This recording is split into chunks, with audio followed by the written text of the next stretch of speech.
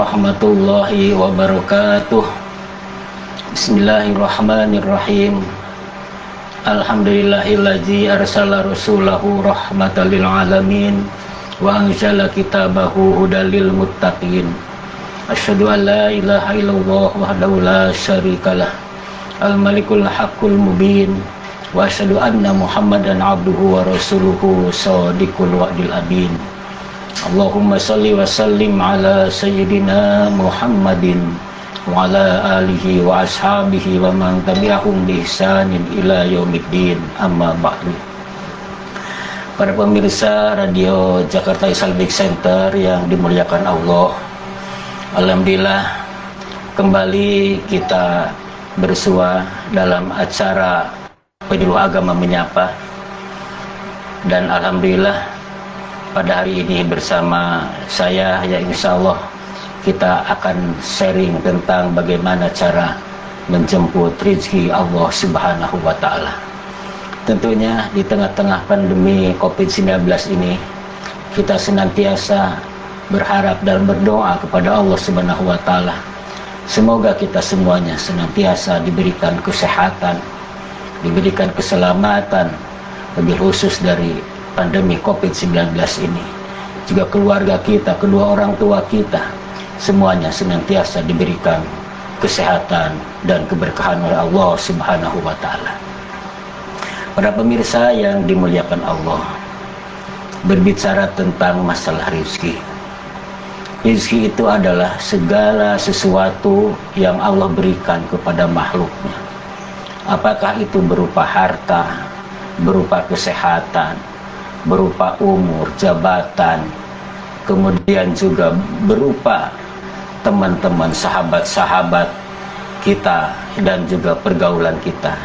Namun tentu yang harus menjadi titik tolak dan harus kita garis bawahi di sini, bahwa rezeki yang dimaksud di sini adalah dalam pandangan Islam adalah sesuatu pemberian Allah yang kita aplikasikan, kita orientasikan, kita berdayakan rezeki itu dalam objek-objek yang diridhoi oleh Allah Subhanahu wa Ta'ala.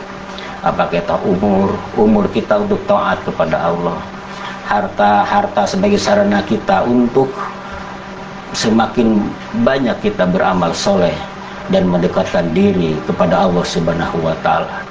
Begitu juga jabatan adalah sebagai sarana kita untuk berbuat baik, untuk melakukan, memberikan pelayanan yang terbaik, dan juga termasuk juga dalam hal yang lain, bahwa segala rezeki yang Allah berikan kepada kita, semuanya kita laksanakan di dalam objek-objek yang Allah ridhoi.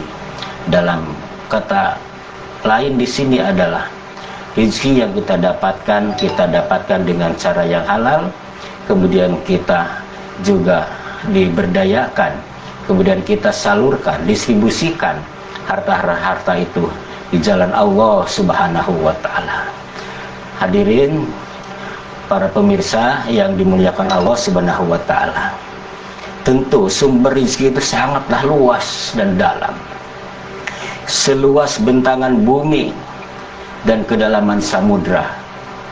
Sungguh di setiap jengkal hamparan bumi dan langit terdapat rezeki yang bisa kita dapatkan, bisa kita ais. Permasalahannya adalah seringkali manusia lebih berorientasi menunggu rezeki daripada menjemputnya.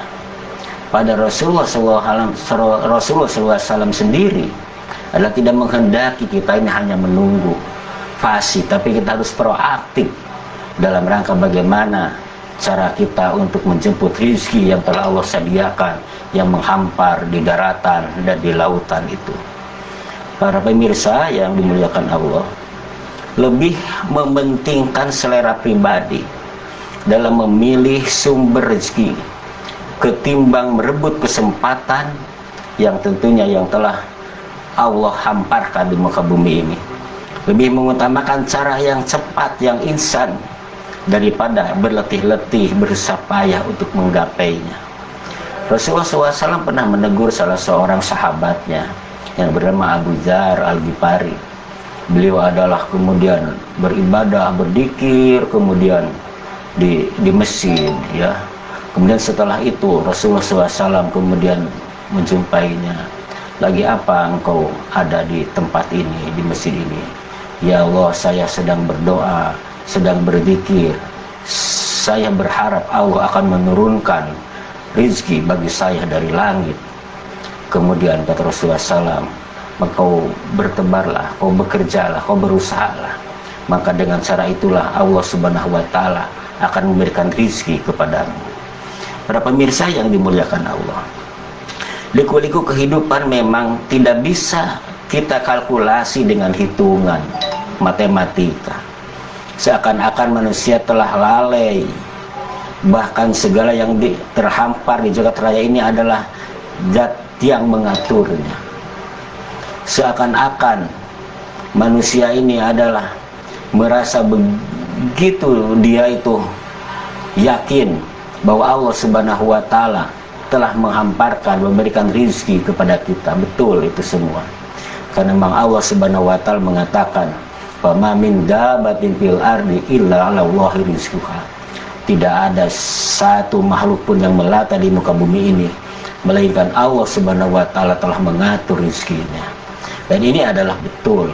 Kita harus sebagai orang yang beriman harus meyakini betul bahwa Allah Subhanahu wa Ta'ala telah menjamin rizki kita, bahwa Allah yang mengatur rizki bagi hambanya, bagi makhluknya, bahwa Allah Subhanahu wa Ta'ala zat yang paling baik memberikan rizki, wallahu khairur raziqin. Tapi tentunya Islam menekankan setiap muslim agar menjemput rizki dengan menggunakan semua potensi, semua kekuatan yang dimilikinya. Yang pasti dua kebaikan ini adalah perlu diperhatikan oleh kita semuanya. Bahwa manusia diberikan oleh Allah Subhanahu wa Ta'ala akal, pikiran, diberikan ilmu. Semua itu adalah harus dijadikan sebagai sarana kita untuk memperbanyak kebaikan di hadapan Allah Subhanahu wa Ta'ala. Mencari rezeki itu adalah bagian daripada kebaikan. Mencari rezeki itu bagian daripada ibadah. Mencari rezeki itu bagian daripada jihad. Rasulullah SAW pernah mengatakan, seorang suami yang berpayah-payah pagi, siang, sore bekerja sampai dia berlumuran keluar keringatnya, maka setiap keringat yang keluar dari seseorang yang bekerja mencari rezeki, mencari nafkah untuk keluarganya, untuk istrinya, untuk anak-anak yang masih kecil-kecil, untuk membantu orang tuanya yang sudah sepuh dan lain sebagainya, maka itu adalah akan menjadi bagian daripada kiparat dari dosa-dosanya, dan itu adalah akan menjadi bagian daripada jihad di jalan Allah Subhanahu wa Ta'ala, mujahidi fi sabilillah. Dan tentu itu adalah merupakan bagian daripada jihad ketika kita melangkahkan kaki kita untuk mencari rezeki karena Allah Subhanahu wa Ta'ala. Tetapi sebaliknya, apabila seorang itu berpayah-payah menghabiskan waktu, menghabiskan tenaga, ya, kemudian untuk mengumpulkan rezeki, mengumpulkan harta sebanyak-banyaknya, tapi dengan niatan untuk menimbun harta itu, kemudian untuk menyombongkan dirinya agar dirinya dikatakan sebagai orang yang paling kaya dan seterusnya, maka itulah adalah termasuk fisabilit togut, jalannya setan. Dan tentu kita semuanya ingin termasuk orang-orang yang senantiasa ada di jalan Allah Subhanahu wa Ta'ala. Para pemirsa yang dimuliakan Allah, ada beberapa cara untuk menjemput rezeki.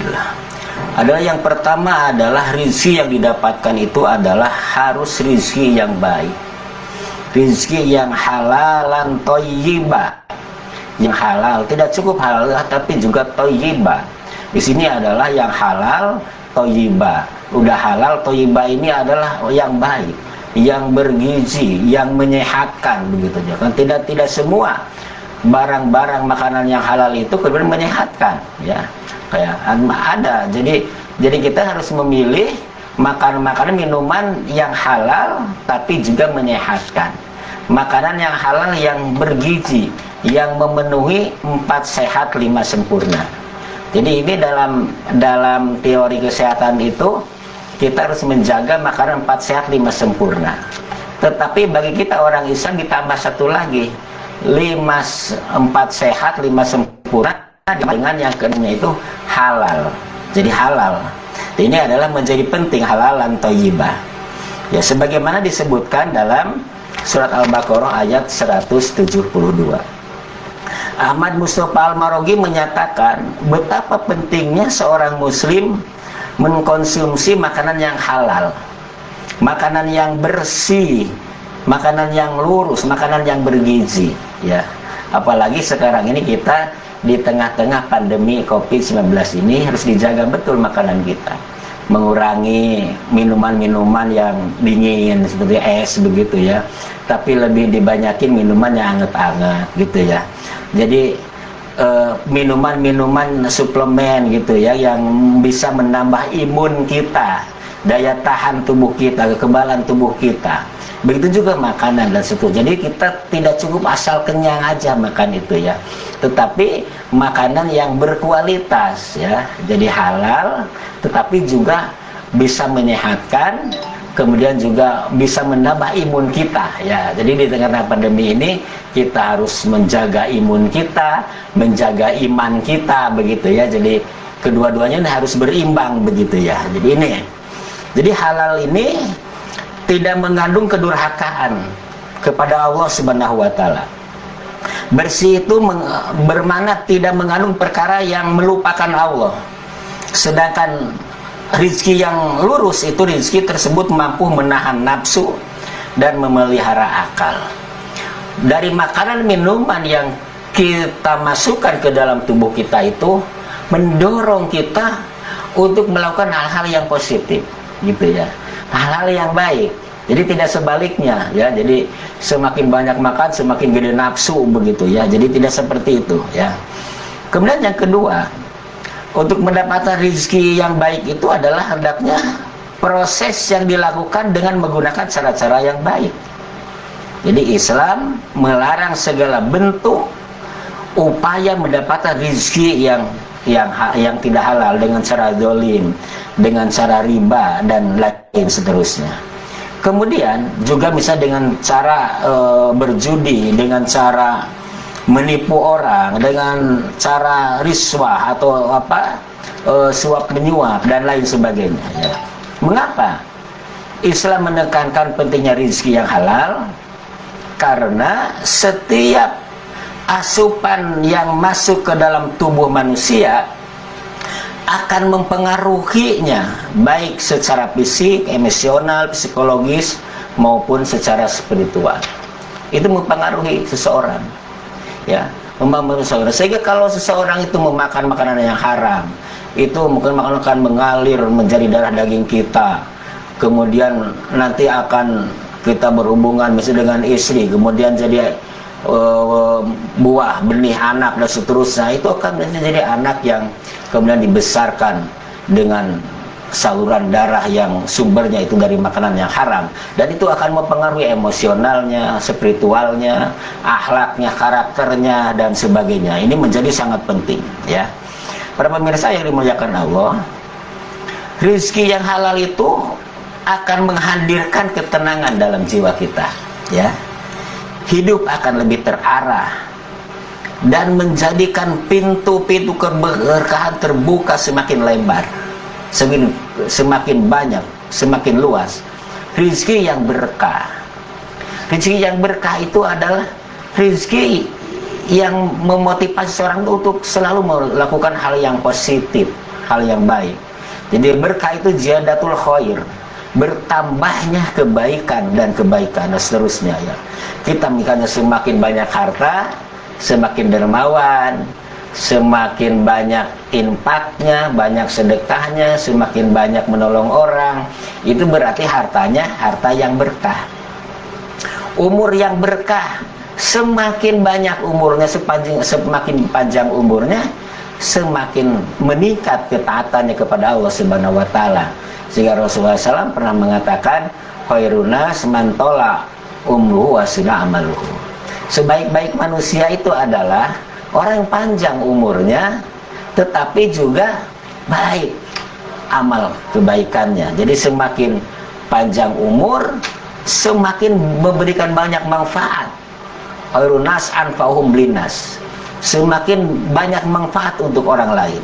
Ya, para pemirsa, bahwa saat ini sebagai bangsa dengan penduduk muslim terbesar di dunia, sepatutnya kita tidak memfasilitasi setiap anak negeri mengais rezeki dengan cara-cara yang dilarang oleh Allah Subhanahu wa taala, ya, korupsi misalnya, ya, dan lain sebagainya, nipu orang. Sekarang banyak sekali modus-modus penipuan itu, ya, banyak. Ada yang membajak Facebook, membajak nomor HP dan sebagainya, kemudian dia memanfaatkan dengan cara itu, teknologi itu, untuk menipu orang lain, ya. Dan ingat bahwa itu adalah akan membinasakan dirinya, dan pasti itu, ya.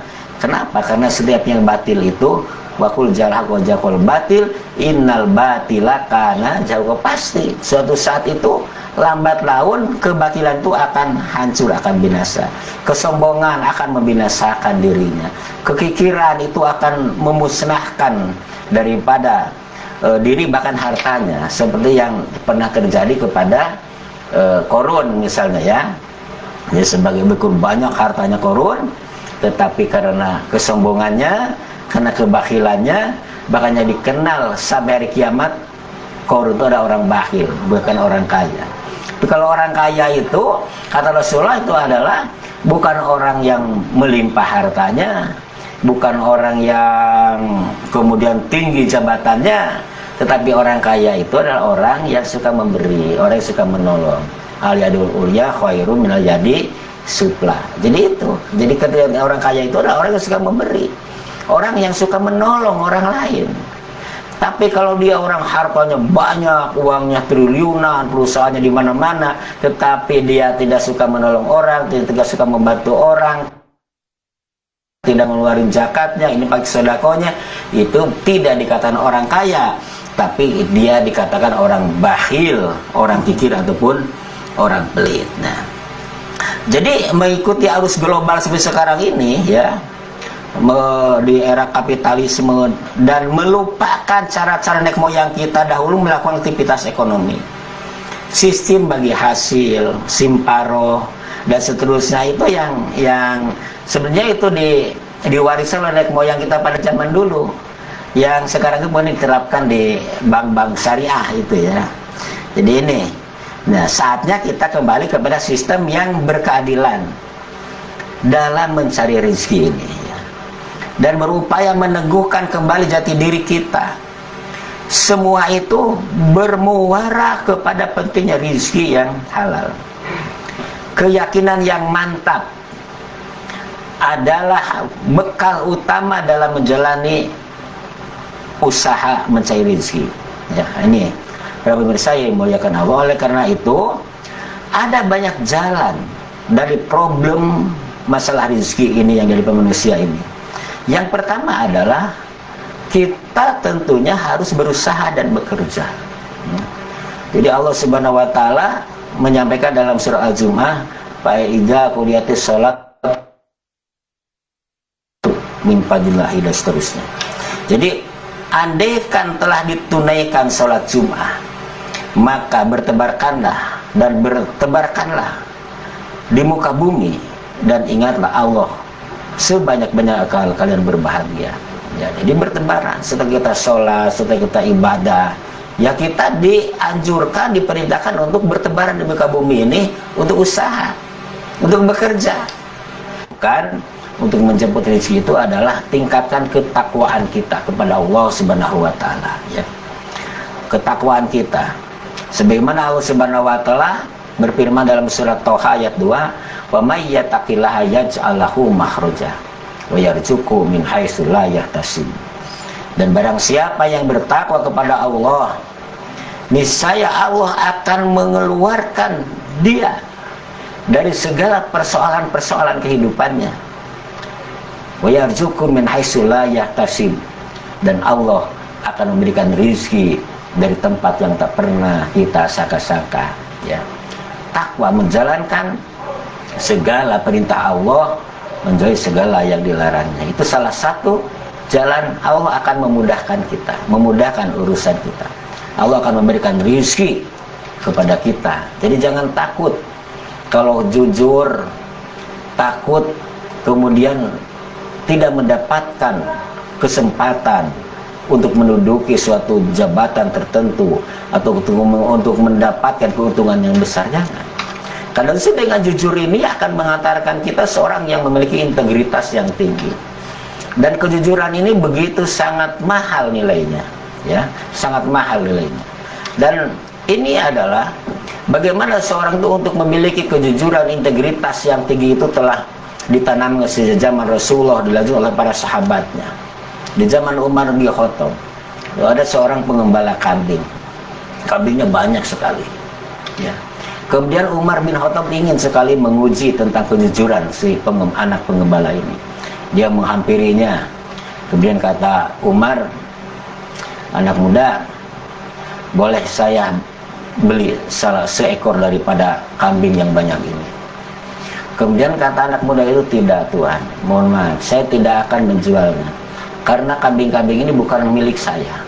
Saya di sini hanya bertugas untuk menjaga, untuk mengembala saja. Kemudian kata Umar, bagaimana kalau saya beli dengan berlipat-lipat kali dari harga umumnya? Tetap Tuhan saya tidak akan menjualnya. Jadi anak muda ini tidak tahu kalau yang bertanya itu adalah Khalifah Umar bin Khattab. Kemudian kata Umar, begini aja, bilang aja kepada tuanmu kalau salah satu kambingnya itu dimakan serigala. Kemudian anak itu dengan sangat mengejutkan Umar bin Khattab menjawab, maaf Tuhan, fa'ain Allah. Kalau begitu di mana Allah Tuhan? Betul Tuhan. Tuhan saya bisa saja saya bohongi kalau salah satu kambingnya itu dimakan serigala dan dia akan percaya. Tetapi di mana Allah? Allah melihat kita, Allah mengawasi kita. Maka begitu bangganya Umar bin Khattab memiliki seorang anak muda begitu yang sangat jujur, memiliki integritas yang tinggi. Kadang-kadang kita kalah dengan seorang pengembala kambing memiliki integritas yang luar biasa. Demi untuk menjaga kehalalannya, ternyata kejujuran itu bisa mengangkat derajat seseorang. Ya, banyak sekali disebutkan dalam kisah-kisah pada zaman dahulu kala. Yang ketiga, para pemirsa, cara untuk menjemput rezeki itu adalah tawakal. Tawakal ala Allah. Menyerahkan segala urusan kepada Allah. Seperti Allah Subhanahu wa taala menyebutkan dalam Al-Qur'an surat At-Tolak ayat 3. Wa may yatawakkal 'ala Allah fa huwa hasbuh. Barang siapa orang yang bertawakal kepada Allah, Allah akan mencukupkan kebutuhan. Jadi jangan takut. Kita jangan kalah sama burung. Seekor burung keluar pagi dari sarangnya, dia terbang gak tahu kemana. Dia bertawakal bersandar kepada Allah Subhanahu wa taala. Dia yakin kalau Tuhannya itu Allah Subhanahu wa taala akan memberikan rezeki kepadanya. Dia keluar dari sarangnya, ya, pulangnya dengan perut yang kenyang. Kadang-kadang dia membawa bekal untuk anak-anak burungnya yang ada di sarangnya itu. Itu begitu. Bagaimana tawakal seorang burung. Dan tawakal itu bukan diam. Tawakal itu bukan kita ini semuanya menyerahkan diri urusan kepada Allah, tetapi kita berikhtiar, kita bergerak. Al-harokah barokah. Jadi kita bergerak dulu. Makanya kalau kita mau bekerja, kita awali dengan ucapan Bismillahi tawakkaltu ala Allah. Jadi kita bentuk tawakal kepada Allah itu kita melangkahkan kaki kita. Kita bekerja, kita berusaha, bertani, berdagang dan lain sebagainya. Jadi bentuk tawakal, tawakal kepada Allah. Kita bekerja dengan atas nama Allah, hasilnya serahkan kepada Allah Subhanahu wa taala.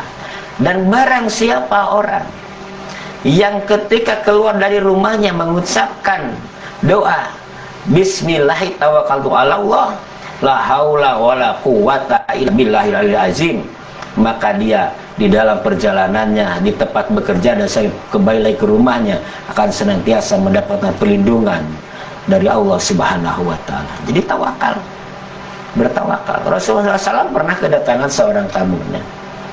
Kemudian tamunya itu membawa seekor onta. Rasulullah bertanya, kamu kesini naik apa? Naik onta ya Rasul. Di mana ontanya? Di sana. Kemudian kata Rasul diikat, tidak, saya tawakal aja kepada Allah. Kata Rasulullah, bukan begitu, ikat dulu yang kencang. Apabila nanti udah diikat juga itu masih lepas juga, baru kamu tawakal kepada Allah Subhanahu wa taala. Jadi itu tawakal itu aja kita berusaha semaksimal mungkin dulu, berupaya, dan hasilnya serahkan kepada Allah. Maka manakala kita melakukan suatu pekerjaan itu atas nama Allah Subhanahu wa taala, bismillahirrahmanirrahim, maka setiap langkah kita itu akan menjadi kebaikan. Setiap langkah kita akan mendatangkan kebaikan. Setiap langkah kita akan menghapus dosa-dosa kita. Jadi ini semuanya itu adalah bagian daripada ibadah kepada Allah Subhanahu wa taala. Jadi kalau orang bertawakal, kita yakin Allah akan mencukupkan ya. Kemudian yang keempat adalah juga jangan lupa kita bersyukur kepada Allah. La in syakartum la azidannakum wa la in kafartum inna adzabi lasyadid. Itu dalam surat Ibrahim ayat 7. Ya. Jadi andaikan kalian bersyukur, sungguh Allah akan menambahkan untuk kalian nikmatku.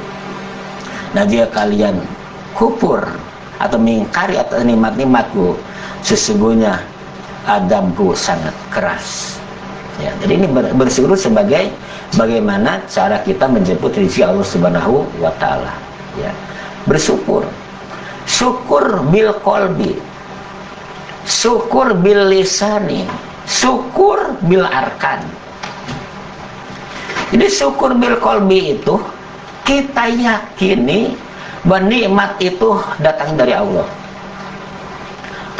Umur yang memberikan Allah, sehat yang memberikan Allah, rezeki yang memberikan Allah, anak yang memberikan Allah, pekerjaan yang memberikan Allah, jabatan yang memberikan Allah. Semua ya, semua itu kita yakini itu dari Allah. Maka dari itu kemudian kita ucapkan secara lisan bentuk syukur kita, alhamdulillahirabbil alamin. Itu bentuk syukur kita, mengucapkan alhamdulillahirabbil alamin. Setiap kita mendapat nikmat, alhamdulillah. Kita bisa makan, alhamdulillah. Bangun tidur, alhamdulillah. Selalu alhamdulillah. Karena itu adalah nikmat dari Allah Subhanahu wa taala. Kita bisa menghirup udara segar, alhamdulillah. Kita bisa melihat, memandang, alhamdulillah. Kita bisa mendengar, alhamdulillah. Kita bisa merasa, alhamdulillah. Kita bisa berjalan, alhamdulillah. Kita bisa berpikir, alhamdulillah. Jadi itulah bentuk syukur kita. Ada dengan cara lisan kita banyak-banyak memuji Allah Subhanahu wa taala. Kemudian dzikir bil arkan. Apa dzikir syukur dengan cara anggota tubuh, yaitu kita mentasarufkan segala nikmat-nikmat Allah itu untuk objek-objek yang diridhoi oleh Allah Subhanahu wa taala ya. Kita dapat rezeki itu, sehat kita untuk ibadah, rezeki kita ya sarana untuk ibadah, semua nikah untuk memperbanyak pahala, dan seterusnya. Nah, ini adalah bentuk bagaimana seseorang itu yang bersyukur kepada Allah Subhanahu wa taala. Kemudian yang kelima, para pemirsa, cara menjemput rezeki Allah itu adalah dengan cara berinfak, dengan cara bersedekah ya. Jadi Allah Subhanahu wa taala menjanjikan kita dalam surat Saba ayat 39, dan apa-apa yang kalian infakkan dari sebagian harta kalian, maka Allah akan menggantinya. Itu yakin. Jadi setiap harta yang kita infakkan, yang kita sedekahkan itu, Allah akan menggantinya. Bahkan Allah menggantinya dengan ganti yang lebih banyak. Jadi ada harta yang kita infakkan itu Allah balas 10 kali lipat. Ada harta yang kita infakkan itu Allah balas sampai 100 kali lipat. Ada yang sampai 900, ada yang sampai 100.000, ada yang sampai Allah mengatakan wallahu yudha'ifu liman yasha. Sampai menurut kehendak Allah bisa beribu-ribu ya. Ini adalah bagaimana tergantung. Pertama adalah keikhlasan kita, yang kedua manfaat infak yang kita berikan. Misalnya infak yang dibalas oleh Allah 10 kali lipat seperti disabdakan oleh Imam Suyuti. Itulah infak sedekah yang diberikan kepada orang-orang yang memang sudah mampu. Kita memberi uang kepada orang yang punya uang. Kita memberikan buah mangga kepada orang yang punya kebun mangga misalnya, ya. Itu kan orang tidak terlalu perlu dan pemberian kita, begitu ya. Tetapi tetap walaupun kita ini bersedekah kepada orang yang mampu, itu tetap Allah akan menggantinya sedekah kita itu dengan 10 kali lipat. Ya, dengan 10 kali lipat. Tapi ada yang infak sedekah itu dibalas dengan 100 kali lipat. Ya. Bahkan digambar dalam Al-Quran itu diibaratkan satu biji padi tumbuh menjadi 10 tangkai, kemudian setiap tangkainya itu berbuah 10 jadi 100. Jadi 100 tangkai. Ya, jadi 100 biji. Jadi ini adalah bagaimana gambarannya. Ya, itu infak yang dibalas 100 itu infak sedekah yang diberikan kepada orang-orang fakir, miskin, anak yatim piatu, janda-janda yang susah, ya. Jadi ini adalah memberikan pahala. Allah bukan lipat gandakan. Allah mengganti dengan ganti yang lebih banyak. Ya. Bersedekah kepada fakir miskin, yatim piatu. Ya. Tetapi ada juga yang nilainya itu lebih besar lagi daripada memberi anak yatim piatu, yaitu infak sedekah yang kita berikan kepada orang-orang yang menjadi tanggung jawab kita, kepada istri kita, anak-anak yang masih memerlukan biaya tanggungan, anak-anak yang masih kecil, membantu kedua orang tua kita yang sudah tidak produktif lagi, tidak bisa bekerja lagi, kita bantu kebutuhannya, kita cukupkan kebutuhannya. Dan ini adalah bisa lebih berlipat-lipat lagi, berlipat-lipat lagi nilai pahalanya adalah. Kemudian juga ada yang nilai yang sebelum daripada keluarga itu, infak sedekah yang diberikan kepada orang-orang yang mungkin cacat gitu ya. Orang yang tadinya itu dia bekerja kemudian cacat, ya, karena musibah sehingga tidak bisa bekerja lagi, ada yang kakinya diamputasi, ada yang macam-macam begitu ya, sehingga dia tidak bisa bekerja lagi. Itu pun adalah mendapatkan nilai pahala yang lebih besar, ya. Ya, jadi kemudian ada yang terakhir itu yang paling besar lagi adalah infak sedekah yang diperuntukkan untuk kegiatan dakwah, untuk memberikan kesejahteraan para ustadz, para kiai, para ulama, guru ngaji, kemudian fasilitas-fasilitas dakwah, masjid, musola, madrasah dan sebagainya. Ini adalah yang paling besar. Pantas oleh zaman Rasulullah itu dulu, ketika Rasulullah membutuhkan dana untuk kepentingan dakwah ini, beliau menawarkan kepada sahabatnya, itu para sahabatnya itu pada bersaing untuk memberikannya, bersemangat. Semua sahabat angkat tangan. Rasulullah menunjuk, kamu Abu Bakar mau nyumbang berapa nih untuk kepentingan dakwah ini? Ya Rasul, seluruh harta saya akan saya berikan untuk kepentingan Allah dan Rasulnya. Sampai Rasul mengatakan, bagaimana dengan anak istrimu? Anak istriku aku serahkan kepada Allah Subhanahu wa Ta'ala. Kenapa? Karena beliau begitu sangat yakin bahwa harta yang diinfakkan di jalan Allah itu Allah akan menggantinya, ya. Sampai kemudian Rasul bertanya lagi kepada Utsman, kalau kamu mau menginfak berapa? Kata Utsman bin Affan, ya Rasulullah, berapa kekurangan yang engkau butuhkan akan saya tutupi semuanya.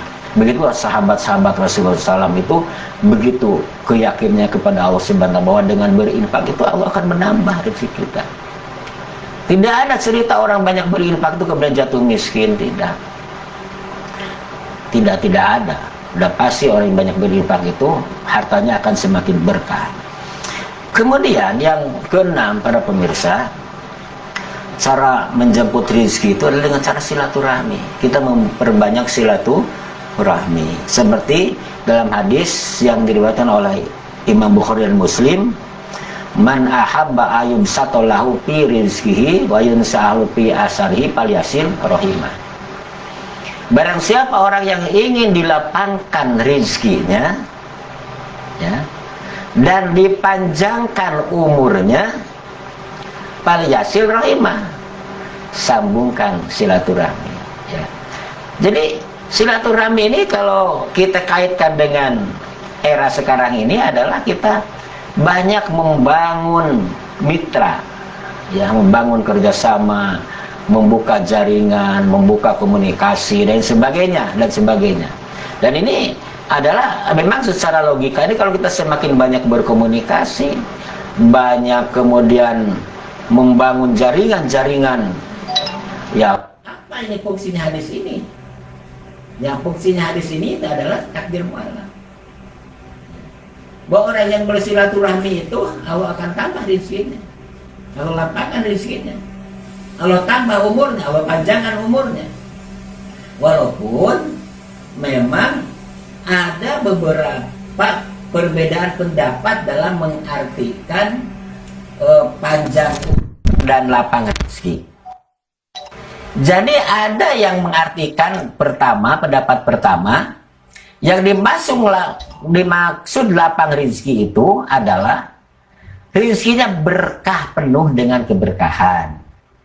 Kemudian juga yang dimaksud umur panjang itu adalah umur yang berkah, seperti umur Rasulullah SAW. Umur Rasulullah SAW, usianya kan relatif pendek, ya, 63 tahun. Tetapi umur Rasulullah itulah umur yang berkah. Kenapa? Karena selalu dikenang kebaikan-kebaikannya. Umur yang berkah itu walaupun dia itu pendek umurnya, tapi sampai kapanpun Allah selalu mengenang kebaikannya. Ya, contoh siapa? Para aulia, para wali, para kanjeng-kanjeng sunan. Coba kita perhatikan. Kita tidak mengenalnya, tidak pernah bertemu, udah wafat beratus-ratus tahun, tapi masih banyak orang yang mendatangi kuburannya hanya untuk mendoakan. Dan ternyata orang-orang para aulia, ya, para ulama, para penyiar-penyiar dakwah zaman dulu, bukan hanya mereka itu diberikan doa, tetapi juga mereka mensejahterakan orang hidup yang ada di sekitarnya. Bayangkan, dengan adanya misalnya ada Sunan Gunung Jati, Sunan Ampel, Sunan Muria, Sunan Kudus, dan lain sebagainya. Coba kita perhatikan, di setiap ada makam-makam beliau itu, maka di sekitarnya para pedagang makmur, ya, dan lain sebagainya, dan lain sebagainya. Udah wafat saja masih memberikan kesejahteraan, memberikan kehidupan kepada orang banyak. Dan orang mengenalnya kebaikan-kebaikannya. Tidak ada orang datang kepada Gunung Jati kemudian menyebut kejelekannya, nggak ada. Pasti kebaikannya. Itulah adalah contoh daripada umur yang berkah. Yang pendapat pertama ini adalah panjang umur itu artinya umurnya berkah. Umur yang berkah itu cirinya, walaupun dia sudah tidak ada, selalu dikenang kebaikannya. Seperti Rasulullah SAW, sampai kapanpun orang masih mengenang kebaikan. Sampai kapanpun juga orang masih terus menyebut namanya. Dan tidak ada manusia yang paling banyak disebut namanya oleh manusia ini, di dunia ini. Bahkan oleh miliaran umat manusia setiap saat disebut, kecuali Nabi Muhammad SAW. Itu adalah tanda umur yang berkah. Karena ada umur yang tidak berkah, walaupun umurnya panjang. Ya, yang Fir'aun kan umurnya panjang, ya lebih umurnya. Tapi juga kejahatannya, kejelekannya selalu dikenang oleh orang sepanjang masa. Itu tandanya umur yang tidak berkah. Harta yang tidak berkah siapa? Ya, hartanya Qarun, Ibnu Khalaf. Ya, Sampai kapanpun orang mengenangnya. Kalau korun itu orang pelit, orang kikir. Jadi yang dikenang orang itu adalah kejelekannya. Ya begitu, itu pendapat pertama ya. Jadi lebih berorientasi kepada umur yang berkah, kemudian rezeki yang berkah atau harta yang berkah. Tapi ada pendapat yang kedua, memang Allah menambah secara matematis, secara kuantitas. Allah memang menambah yang tadinya jatah berasnya 1 ton jadi 10 ton begitu ya. Karena silaturahmi ini misalnya dan sebagainya. Allah menambah yang tadinya umurnya 60 tahun jadi 100 tahun misalnya. Itu kan pernah terjadi dulu di zaman Nabi Daud alaihissalam kan begitu. Nabi Daud sedang ada di salah satu tempat ibadahnya, surau, kalau sekarang musola lah gitu. Kemudian di samping Nabi Daud itu ada anak muda yang sedang tidur. Datanglah Malaikatul Maut. Ya. Begitu kagetnya. Assalamualaikum. Waalaikumsalam. Kaget. Kata Nabi Daud, kenapa engkau begitu sangat tiba-tiba datang? Akhirnya kata Malaikatul Maut, saya 40 hari lagi akan mencabut nyawa anak muda yang lagi tidur itu. Oh, ya udah. Jadi begitu udah pergi Malaikatul Mautnya, maka dibangunkan anak muda itu, dikasih tahu kalau barusan ada malaikat Ijrail akan mencabut nyawanya 40 hari lagi. Maka begitu gemetar anak itu, nggak dari situ kemudian dia silaturahmi kemana-mana. Wah, dia silaturahmi. Setiap silaturahmi dia ke saudaranya, ke teman yang jauh tuh, saya selalu mendoakan semoga kamu panjang umur terus. Akhirnya sudah 40 hari anak itu masih sehat segar bugar, anak muda itu. Padahal kata malaikat Ijrail itu 40 hari lagi akan meninggal dunia. Akhirnya ngadu kepada Allah Subhanahu wa taala. Kemudian datang lagi malaikat Ijrail, bukankah kata engkau 40 hari lagi anak muda itu kan meninggal? Seri ini udah lebih 40 hari dia masih sehat segar bugar. Betul. Kata malaikat Ijrail. Memang dalam catatanku anak muda ini 40 hari lagi. Tapi karena anak muda ini melakukan silaturahmi kemana-mana, hanya Allah merubah takdirnya dia itu. Kemudian dia ditambah lagi 40 tahun lagi usianya. Jadi ini ada sependapat. Jadi pendapat pertama, panjang umur itu adalah bermakna berkah. Yang kedua memang betul-betul secara tekstual bahwa bisa saja memang Allah menambahkan umurnya karena dia banyak silaturahmi, gitu ya. Kemudian yang ketujuh ya para pemirsa, ini. Jadi banyak sebenarnya yang harus kita lakukan untuk menjemput rezeki kita itu ya. Berdoa dan istighfar. Berdoa. Doa itu banyak untuk menjemput rezeki. Bisa kita berdoa dengan menggunakan doa Asmaul Husna misalnya ya. Ya Rojak, ya Rojak, ya Rojak, ya Rojak. Ya, kita sebut nama Allah yang memberi rezeki sebanyak-banyaknya ya. Itu dalam Asror Asmaul Husna yang ditulis oleh Sayyiduna ya guru saya dulu di Pondok Pesantren Miftahul Huda, Manonjaya Tasikmalaya, Mama Hoer atau Kiai Joher Apandi. Beliau menulis kitab namanya Asror Asmaul Husna. Jadi diantaranya itu. Jadi mengamalkan ya Rojak setiap habis sholat 100 kali begitu. Itu dengan berkeyakin kepada Allah, Allah akan memudahkan rezekinya. Berdoa. Bisa juga kita berdoa dengan membaca sholawat. Ya, membaca sholawat. Ini sholawat munjiat. Ya, munjiat. Allahumma sholli ala Muhammadin sholatan tujina biha min jamil ahwali wal afat wa taqdilana biha jamil hajat dan seterusnya ya seterusnya. Itu juga sebagian ulama banyak yang mengamalkan tentang sholat munjiat ini. Selain sholat munjiat ini akan juga sholat untuk minta keselamatan, kemudian juga minta keberkahan dan minta rezeki kepada Allah Subhanahu wa taala ya, minta rezeki. Jadi itu dengan berdoa dan doa-doa yang lain. Doa-doa yang lain ya. Kita seringkali banyak kita berdoa kepada Allah Subhanahu wa taala misalnya dengan ya Allah, aku meminta kepadamu ilmu yang bermanfaat, rizki yang baik dan amalan yang diterima. Allahumma nas'aluka ilman nafi'an wa rizqan thayyiban wa amalan mutaqabbala. Hadis riwayat Ibnu Majah. Jadi ya Allah, kami memohon kepadamu ilmu yang bermanfaat, rizqan thayyiban, rezeki yang baik, wa amal mutaqabbala, dan amal soleh yang diterima. Ini adalah bukti. Memang berdoa, kita boleh berdoa meminta rezeki kepada Allah Subhanahu wa Ta'ala. Ya, tapi tentu doa kita ini juga harus dibarengi dengan sebuah keyakinan dan juga ikhtiar, ya. Jangan berdoa tapi kerjaan tidur melulu begitu, ya. Doa tidur gitu, ya. Makanya kalau pagi-pagi nih kita jemput rezeki kita ini bisa dengan sholat duha. Sholat duha itu adalah salah satu yang dicontohkan Rasulullah dan juga dilanjutkan oleh para ulama. Itu bagaimana kita untuk menjemput rezeki kita. Ya Allah, andaikan rezeki aku ada di atas langit, turunkanlah ya Allah. Andaikan rezekiku ada di perut bumi, keluarkan ya Allah. Andaikan rezekiku ada di tempat yang jauh, dekatkan ya Allah. Andaikan rezeki itu masih didapati dengan susah, mudahkan ya Allah.